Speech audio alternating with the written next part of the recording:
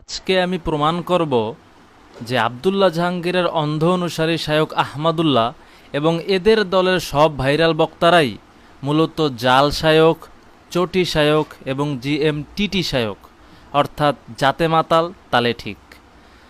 Wait, শায়কদের মতো আমিও যদি মন গড়াভাবে যা ইচ্ছা তাই বলি তাহলে কি হয় নাকি?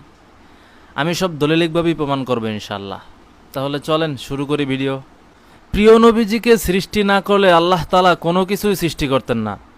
এই বিষয়ে আমরা মুস্তাদরাক আলা সহিহাইন থেকে সহিহ হাদিস দলিল দিলে জাল শায়করা বা জাল শায়কদের অন্ধ পূজারী মুরিদরা আব্দুল্লাহ জাহাঙ্গীরের চটি বই থেকে দলিল দিবে যে ইমাম জাহাবি এবং ইমাম ইবনে হাজার আসকালানী রহমতুল্লাহ তারা এই হাদিসকে জাল বলেছে।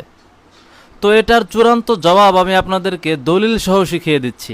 ইমাম জাহাবি এবং ইমাম ইবনে হাজার আসকালানী রহমতুল্লাহ আলাই তারা ব্যক্তিগত মত হিসাবে এই হাদিসকে জাল বলেছে, কিন্তু বাকি সকল ইমামগণ এই হাদিসকে সহি বলেছে এবং এই হাদিস দিয়ে প্রিয় নবীজি সাল্লাল্লাহু আলাইহি সাল্লামের শান মান মর্যাদা বর্ণনা করেছেন। 100 হিজরি থেকে শুরু করে এখন পর্যন্ত প্রত্যেক শতাব্দীর জগৎ বিখ্যাত ইমাম ও মুস্তাহিদগণ যারা এই হাদিসকে সহি বলেছেন এবং এই হাদিস দিয়ে প্রিয় নবীজি সাল্লাল্লাহু আলাইহি সাল্লামের শান মান মর্যাদা বর্ণনা করেছেন, আমি ওনাদের নাম এবং ওনাদের কিতাবের নাম বলে দিচ্ছি। ইমাম মালিক রহমতুল্লাহ আলাই এর সরাসরি ছাত্র ইমাম মাদানী আল ওয়াকিদি রহমতুল্লাহ আলাই এর লিখিত হিজরি প্রথম শতাব্দী অর্থাৎ 1300 বছর আগের কিতাব ফুতুহুস শাম দ্বিতীয় খণ্ড 74 পৃষ্ঠা। হিজরি দ্বিতীয় শতাব্দী অর্থাৎ 1200 বছর আগে ইমাম তাবরানী রহমতুল্লাহ আলাই এর লিখিত কিতাব মুজামুল আওসাদ ষষ্ঠ খণ্ড 314 পৃষ্ঠা। হিজরি তৃতীয় শতাব্দী অর্থাৎ 1100 বছর আগে ইমাম হাকিম নিসাবুর রহমতুল্লাহ আলাই এর লিখিত কিতাব মুস্তাদরাক আলা সহিহাইন দ্বিতীয় খণ্ড 672 পৃষ্ঠা এবং ইমাম আল আজুরি রহমতুল্লাহ আলাই এর লিখিত কিতাব কিতাবুশ শরিয়াহ তৃতীয় খণ্ড 1415 পৃষ্ঠা। হিজরি চতুর্থ শতাব্দী অর্থাৎ 1000 বছর আগে ইমাম মাহমুদ কিরমানী রহমতুল্লাহ আলাই এর লিখিত কিতাব আসরারুত তাকরার ফিল কুরআন 188 পৃষ্ঠা। হিজরি পঞ্চম শতাব্দী অর্থাৎ 900 বছর আগে ইমাম ইবনুল জাওজি রহমতুল্লাহ আলাই এর লিখিত কিতাব বুস্তানুল ওয়াইজিন 307 পৃষ্ঠা এবং ইমাম ফখরুদ্দিন রাজি রহমতুল্লাহ আলাই লিখিত কিতাব তাফসিরুল কাবির 31 খণ্ড 215 পৃষ্ঠা এবং ইমাম হাফেজ ইবনু আসাকির রহমতুল্লাহ আলাই লিখিত কিতাব তারিখু দামেস্ক তৃতীয় খণ্ড 518 পৃষ্ঠা। হিজরি ষষ্ঠ শতাব্দী অর্থাৎ 800 বছর আগে ইমাম ইবনুল ইমাম রহমতুল্লাহ আলাই লিখিত সিলাহুল মুমিন 130 পৃষ্ঠা। হিজরি সপ্তম শতাব্দী অর্থাৎ 700 বছর আগে ইমাম তাকিউদ্দিন সুবকি রহমতুল্লাহ আলাই লিখিত কিতাব আর সাইফুল মাসলুক 477 পৃষ্ঠা এবং শেফা ও সিকাম কিতাবের 161, 162, 163 পৃষ্ঠা এবং ইমাম ইবনে রাজব হাম্বলী রহমতুল্লাহ আলাই লিখিত লতাইফুল মাআরিফ 205 পৃষ্ঠা এবং ইমাম কামালউদ্দিন দামিরি রহমতুল্লাহ আলাই লিখিত কিতাব নাজমুল ওয়াহাজ তৃতীয় খণ্ড 558 পৃষ্ঠা।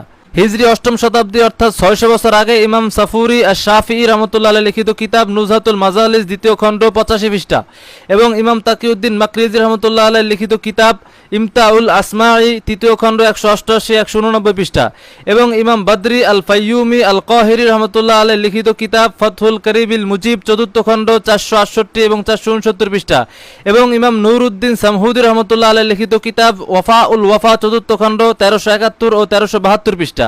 হিজরি নবম শতাব্দী অর্থাৎ 500 বছর আগে ইমাম মুজিরউদ্দিন হাম্বলী রহমতুল্লাহ আলাই লিখিত কিতাব তারিখুল মুতাবার প্রথম খণ্ড 220 পৃষ্ঠা এবং ইমাম খতিব আশ-শাবরুনী রহমতুল্লাহ আলাই লিখিত কিতাব মুগনিউল মুহতাজ প্রথম খণ্ড 744 ও 745 পৃষ্ঠা। হিজরি দশম শতাব্দী অর্থাৎ 400 বছর আগে ইমাম সুলাইমান মাগরিবি রহমতুল্লাহ আলাই লিখিত কিতাব জামউল ফাওয়ায়েদ তৃতীয় খণ্ড 415 পৃষ্ঠা। ইমাম নাজমুদ্দিন গাজী রহমতুল্লাহ আলাই লিখিত কিতাব হুসনুত তানাব্বুহ চতুর্থ খণ্ড 565 পৃষ্ঠা এবং ইমাম নুরউদ্দিন হালাবি রহমতুল্লাহ আলাই লিখিত কিতাব সিরাতুল হালাবিয়া প্রথম খণ্ড 293, 294, 295, 296, 297 ও 298 পৃষ্ঠা। হিজরি 11 শতাব্দী অর্থাৎ 300 বছর আগে ইমাম আব্দুল মালিক আর শাফি আল আসামি আল মাক্কি রহমতুল্লাহ আলাই লিখিত কিতাব সামতুন নুজুমিল আওয়ালি প্রথম খণ্ড 98 পৃষ্ঠা। হিজরি 1200 শতাব্দী অর্থাৎ 200 বছর আগে ইমাম সাওয়ী আল মাক্কি রহমতুল্লাহ আলাই লিখিত কিতাব হাশিয়াতুস সাওয়ী চতুর্থ খণ্ড 444 পৃষ্ঠা। হিজরি 13 শতাব্দী অর্থাৎ 100 বছর আগে ইমাম ইউসুফ নাবহানী রহমতুল্লাহ আলাই লিখিত কিতাব জাওয়াহিরুল বিহার দ্বিতীয় খণ্ড 86 ও 137 পৃষ্ঠা এবং ইমাম আজমি আর শাফি রহমতুল্লাহ আলাই লিখিত কিতাব ফুরকানুল কুরআন 117, 118 পৃষ্ঠা এবং মুহাম্মদ ইয়াহিয়া হুলু এর লিখিত কিতাব আল বুরদা 56 পৃষ্ঠা।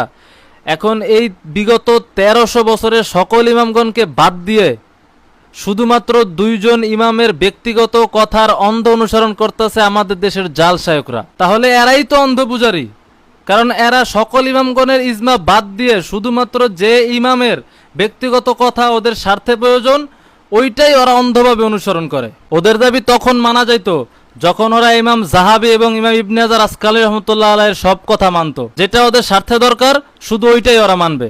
কিন্তু এই ইমাম জাহাবি রহমতুল্লাহ আলাই এবং ইমাম ইবনে হাজার আসকালী রহমতুল্লাহ আলাই যে ইবনে তাইমিয়াকে সরাসরি কাফের বলে গেছে, এইটা আর মানবে না। কারণ এইটা মানলে তো তাদের গুরু ঠাকুরই সরাসরি কাফের প্রমাণিত হয়ে যায়। ইমাম জাহাবি রহমতুল্লাহ ইবনে তাইমিয়ার বিরুদ্ধে একটা রেসালাই লিখে গেছেন, আন-নাসিহাতুজ জাহাবিয়্যাহ লি ইবনে তাইমিয়াহ। এই কিতাবে ইমাম জাহাবি ইবনে তাইমিয়াকে আচ্ছা মতো ধোলাই দিয়া নসিহত করে গেছে ওই জমানায়। এরপর ইমাম ইবনে হাজার আসকালী রহমতুল্লাহ তার দুরারুল কামেনা কিতাবে ইবনে তাইমিয়াকে কাফের মুরতাদ বইলা ইবনে তাইমিয়ার যারা অনুসারী ওদেরকে মুরতাদ হিসাবে কতল করা যাবে এটাও বলে গেছে। তো এই দুই ইমামের কথা অন্ধভাবে জালসায়করা মানবে যদি নিজের স্বার্থে দরকার হয়। কিন্তু যখন এই দুই ইমামের কথাই ওদের গুরু ঠাকুরের বিরুদ্ধে যাবে, তখন ওই দুই ইমামকে এরাই বলবে যে ওই তারা বেদাতি ছিল, তারা সুফিবাদী ছিল, তারা হ্যান ছিল, তারা তেন ছিল, এসব বলবে। তার মানে কি, এই শায়করা হইল GMTT মার্কা শায়ক, অর্থাৎ জাতে মাতাল তালে ঠিক। এরপর ওদের দাবি যে এই হাদিসের রাবি দুর্বল, এই কারণে এই হাদিস জাল। কিন্তু এই বোকারা জানেই না যে ইমাম হাকিম রহমতুল্লাহ আলাই কিভাবে মুস্তাদরাক আলা সহিহান লিখেছেন।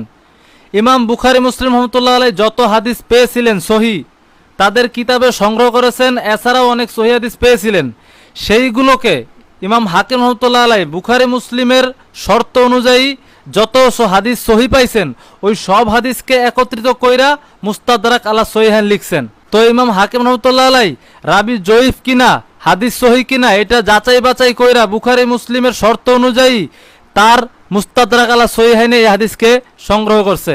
অর্থাৎ এই হাদিস তিনি একদম বুখারী মুসলিম রহমতুল্লাহ আলাই শর্ত অনুযায়ী সহি পাইছেন, এই কারণে তিনি সংগ্রহ করছেন। এটা তো শায়খরা জানেই না যে মুস্তাদরাক আলা সহিহাইনকে কেন মুস্তাদরাক আলা সহিহাইন বলা হয়। এই একই রাবি থেকে বর্ণিত শুধু মুস্তাদরাক আলা সহিহাইনে না, তিরমিজিতে, ইবনে মাজাতে, মুসনাদে আহমদ বিন হাম্বলে অসংখ্য সহি হাদিস আছে। তার মানে ইমাম হাকিম রহমতুল্লাহ আলাই এই রাবি থেকে যে হাদিস সহি পাইছেন সেগুলো তার গ্রন্থে নিছেন। এবং ইমাম আহমদ বিন হাম্বল রহমতুল্লাহ আলাই, ইমাম তিরমিজি রহমতুল্লাহ আলাই, ইমাম ইবনে মাজা রহমতুল্লাহ আলাই, তারা তাদের শর্ত অনুযায়ী যে সহি হাদিসগুলো এই রাবি থেকে পাইছেন তারা তাদের গ্রন্থে সেইগুলোকে স্থান দিছেন। তাহলে এই একই রাবি থেকে বর্ণিত বাকি সকল সহি হাদিসের বিষয়ে এইসব জালসায়কদের কোনো বক্তব্য নাই। যত দুশ্মনী রাসূল সাল্লাল্লাহু আলাইহি ওয়াসাল্লামের সম্মান যে হাদিসে বর্ণনা করেছে এই সহি হাদিসের সাথে, একই রাবি দ্বারা তিরমিজিতে, ইবনে মাজাতে, মুসনাদে আহমদ বিন হাম্বলে সহি হাদিস আছে, সেইটার বিরোধিতা করে না, সেইটাকে জাল বলে না। কিন্তু ইমাম মুস্তাদরাক আলা সহিহাইন, যিনি বুখারী মুসলিমের শর্ত অনুযায়ী সহি হাদিস সংগ্রহ করছে, তার সহি হাদিসকে এরা জাল বলতেছে। তার মানে যে সহি হাদিসে প্রিয় নবীজির সম্মান বর্ণনা করা হয়েছে শুধু ওই হাদিসই ওদের কাছে জাল মনে হয়। বাকি যে আরো গ্রন্থে সহি হাদিস আছে এই একই রাবি থেকে, সেগুলো আর তাদের কাছে জাল মনে হয় না।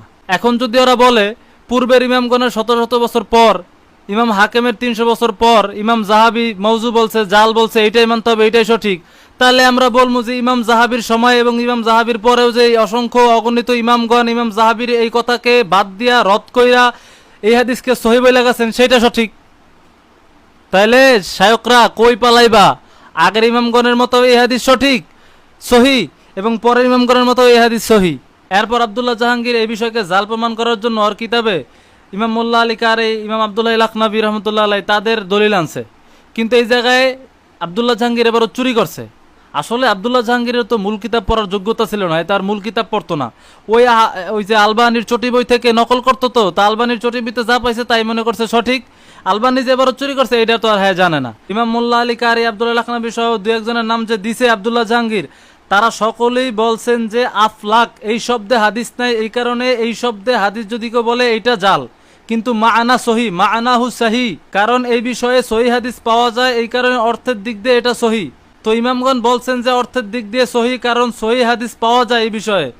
আর আব্দুল্লাহ জাহাঙ্গীর ওর কিতাবে অর্ধেকটা আনছে, বাকি অর্ধেক চুরি করছে। মানে হলো আলবানি এবারও চুরি করছিল, আর ওই আব্দুল্লাহ জাহাঙ্গীরের তো নিজের যোগ্যতা নাই মূল কিতাব পড়ার, আলবানির কিতাবতে সব নকল করে লেখছে ওর কিতাবে, তো ওই রকম চুরির মধ্যে সামিল হয়ে গেছে আর কি, এবারও চুরি করছে।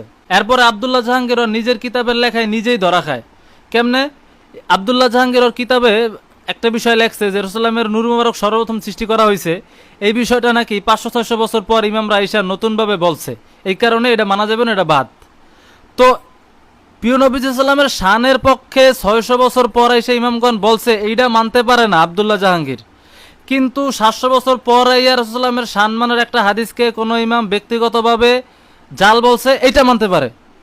তার মানে হলো তাদের উদ্দেশ্য হলো রাসূলুল্লাহের সম্মান কিভাবে কমাবে, এই দিক দিয়ে যাদেরটা দরকার 700 বছর পর হোক 1000 বছর পর হোক এটা মানবো, কিন্তু রাসূলুল্লাহ সাল্লাল্লাহু আলাইহি ওয়াসাল্লামের সম্মানের পক্ষে যেটা থাকবে এইটা যদি ইমামগণ অনেক আগে থেকেও বলে সেটা মানবে না। তার মানে হলো ওরা ওদের স্বার্থ হাসিলের জন্য 700-800 বছর পরের কোনো ইমামের ব্যক্তিগত কথাকে অন্ধভাবে পূজা করতে পারবে, কিন্তু ইসলামের প্রাথমিক যুগের ইমামগণের কথা যদি ওদের স্বার্থের বিরুদ্ধে যায় সেটা মানবে না। এখন আমি সর্বশেষ চূড়ান্তভাবে ওদেরকে রদ করে দিচ্ছি। অনেক কষ্টে ওরা ওদের পক্ষে দুজন ইমামের ব্যক্তিগত মত পাইছে এবং রাবি দুর্বল এই অজুহাত পাইছে। ঠিক আছে, এই অজুহাত আমি তছনছ করে দিতাছি। একেবারেই ভিন্ন রাবি ভিন্ন সহি সনদে বর্ণিত হাদিস দেখেন। 1100 বছর আগের লেখা কিতাব ফাওয়াইদু ইবনে সালত ও আবি আহমদ আল ফারদি 68 পৃষ্ঠা ও 70 পৃষ্ঠার হাদিস। সাহাবী হযরত আনাস রাদিয়াল্লাহু তাআলা আনহু থেকে বর্ণিত, রাসূলুল্লাহ সাল্লাল্লাহু আলাইহি ওয়াসাল্লাম বলেছেন, আল্লাহ তাআলা আমাকে বলেন, প্রিয় হাবিব, লাউলাকা মা খালাকতুদ দুনিয়া, আমি আপনাকে সৃষ্টি না করলে দুনিয়া সৃষ্টি করতাম না। মা খালাকতুল আখিরা, আমি আখিরাত সৃষ্টি করতাম না। মা খালাকতুল জান্নাহ, আমি জান্নাত বানাইতাম না। মা খালাকতুন নার, আমি জাহান্নাম বানাইতাম না। মা খালাকতু আদম, আমি আদমকে সৃষ্টি করতাম না। সুবহানাল্লাহ। এখন এই হাদিসের রাবি ও সনদ নিয়ে কোনো ইমাম জাল তো দূরের কথা, দুর্বলও বলে নাই। তাহলে এই হাদিস এখন কিভাবে অস্বীকার করবে জাল শায়করা? এরপর আরেকটি অন্য রাবি দ্বারা অন্য সনদে হাদিস দেখেন। 1300 বছর আগের লেখা কিতাব ফুতুহুস শাম 2য় খণ্ড 74 পৃষ্ঠা হাদিস। ইবনে ইসহাকের সূত্রে বর্ণিত, সাহাবী হযরত খালিদ রাদিয়াল্লাহু তাআলা আনহু বলেন, রাসূলুল্লাহ সাল্লাল্লাহু আলাইহি ওয়াসাল্লাম বলেছেন, আল্লাহ তাআলা হযরত আদমকে বলেছিল, ইয়া আদম আল্লাযী লাউলাহু মা খালাকতুকা, হে আদম, মুহাম্মদ সাল্লাল্লাহু আলাইহি ওয়াসাল্লাম তিনি যাকে সৃষ্টি না করলে আমি তোমাকে সৃষ্টি করতাম না। এই সনদের হাদিস বিষয়েও কোনো ইমাম কোনো মন্তব্য করে নাই, দুর্বলও বলে নাই। তাইলে এখন এই হাদিসকে কি বলবা জাল শায়করা? সর্বশেষ এখন এমন একটি ভিন্ন সনদে বর্ণিত হাদিস দলিল দিচ্ছি যেটা দেখার পর জাল শায়কদের ঘুম হারাম হয়ে যাবে। 900 বছর আগের লেখা কিতাব মুআজাবাতুল জান্নাহ কিতাবের সর্বশেষ পরিচ্ছেদের আগের পরিচ্ছেদ, বাবু আন্নাল জান্নাতা খুলিকাত লিনাবিয়িনা মুহাম্মদ সাল্লাল্লাহু আলাইহি ওয়াসাল্লাম। এই পরিচ্ছেদের 323 নম্বর হাদিস, সাহাবী ইবনে আব্বাস রাদিয়াল্লাহু তাআলা থেকে বর্ণিত, রাসূলুল্লাহ সাল্লাল্লাহু আলাইহি ওয়াসাল্লাম বলেছেন, নিশ্চয় আল্লাহ তাআলা আমার উপর ওহী নাযিল করে বলেন, ইন্নাল্লাহ তাআলা আওহা ইলাইয়া ওয়া ইজ্জতি ওয়া জালালি লাউলাকা মা খালাকতুল জান্নাতা ওয়া লাউলাকা মা খালাকতুদ দুনিয়া। হে প্রিয় হাবিব সাল্লাল্লাহু আলাইহি ওয়াসাল্লাম, আমি আল্লাহর ইজ্জতের কসম, আমার জালালিয়াতের কসম, আমি আপনাকে সৃষ্টি না করলে জান্নাতও সৃষ্টি করতাম না আর দুনিয়াও সৃষ্টি করতাম না। সুবহানাল্লাহ, সুবহানাল্লাহ। মহান আল্লাহ তাআলা নিজের ইজ্জতের কসম দিয়ে, নিজের জালালিয়াতের কসম দিয়ে বলেছেন যে প্রিয় নবীজিকে সৃষ্টি না করলে দুনিয়াটাও সৃষ্টি করতো না, জান্নাতও সৃষ্টি করতো না। আর এই হাদিস যিনি সহিহ সনদে বর্ণনা করেছেন, ইমাম যাহাবী নিজেই তাকে সেকা বলেছেন। তাহলে ইমাম যাহাবীর মতেও এই হাদিস সহিহ। তোমরা যে ইমাম যাহাবী রাহমাতুল্লাহ আলাইহিকে অন্ধভাবে মানো, সেই ইমাম যাহাবী রাহমাতুল্লাহ আলাইহির মতেও এই হাদিস সহিহ। এখন বলো জাল শায়করা কই পালাইবা? এই হাদিস তো অস্বীকার করার কোনো সুযোগ নাই। আর একই বিষয়ে যদি একাধিক সহিহ সনদে সহিহ হাদিস পাওয়া যায়, তাহলে ওই হাদিস কতটুকু গুরুত্বপূর্ণ হয়ে যায়, ওই হাদিসের হুকুম কোন পর্যায়ে চলে যায়, উলুমুল হাদিসের ভাষায় ওই হাদিসকে কি বলা হয়, এটা মনে হয় শায়করা জানে না। জানবে কেমনে? শায়করা তো কিতাবই পড়তে পারে না, উলুমুল হাদিস তো বহুত দূরের বিষয়। আসলে এই শায়ক আহমদুল্লাহ আর এ জাতীয় সব শায়করা আব্দুল্লাহ জাহাঙ্গীরের চটি বইতে যা পাইছে তাই সঠিক মনে করছে, আর আব্দুল্লাহ জাহাঙ্গীর আলবানির চটি বইতে যাই পাইছে তাই সঠিক মনে করে নিজের বইতে লেখা গেছে। মূল কিতাব জীবনে পড়া দেখে না, পড়বে কেমনে? যোগ্যতা থাকলে তো পড়বে। তাইলে এখন জাল শায়করা কোন দিক পালাইব? সকল ইমামগণের মতে এই হাদিস সহিহ, এদিক দিয়েও ধরা খাইলো। রাবির দিক দিয়েও অন্য সনদে হাদিস আছে, এদিক দিয়েও ধরা খাইলো। আবার ভিন্ন সনদে ইমাম যাহাবীর মতেও সহিহ হাদিস আছে, এদিক দিয়েও ধরা খাইলো। আবার নিজেদের বইতে নিজেদের লেখায়ও ধরা খাইলো। আবার স্বার্থের জন্য কোন ইমামের ব্যক্তিগত কথার অন্ধ পূজা করা, আবার ওই ইমামের কথাই নিজের স্বার্থের বিরুদ্ধে গেলে ওই ইমামের বিরুদ্ধে কথা বলা, এদিক দিয়েও ধরা খাইলো। সব দিক দিয়েই তো ধরা খাইয়া গেল জাল শায়করা। তাহলে চূড়ান্তভাবে প্রমাণিত হইল ইসলামের প্রাথমিক যুগ থেকে এখন পর্যন্ত আমরাই সবচেয়ে সহিহ। আর বর্তমানে আব্দুল্লাহ জাহাঙ্গীরের অন্ধ পূজারী আহমদুল্লাহ এবং এ জাতীয় সকল শায়করাই জাল। মোটের উপরে সব শায়কদেরকে বলা যায় জাল শায়ক, চটি শায়ক বা চটি মৌলবী, আর জিএমটিটি শায়ক, অর্থাৎ জাতে মাতাল তালে ঠিক। জাল শায়করা সাবধান করে দিতাছি, প্রিয় নবীজির চাকরের বাচ্চা চাকররা যদি একবার দুশমনের রাসূলের বিরুদ্ধে কলম হাতে নেয়, সেই কলম থেকে কিন্তু কখনো রেহাই পাওয়া যায় না। তাই সময় থাকতে জাল শায়কি বাদ দিয়া সহিহ আহলে সুন্নাত ওয়াল জামাতের কথা বলেন, নাইলে মনে রাখেন জাল শায়কদের দিন শেষ, সহিহ আহলে সুন্নাতের বাংলাদেশ।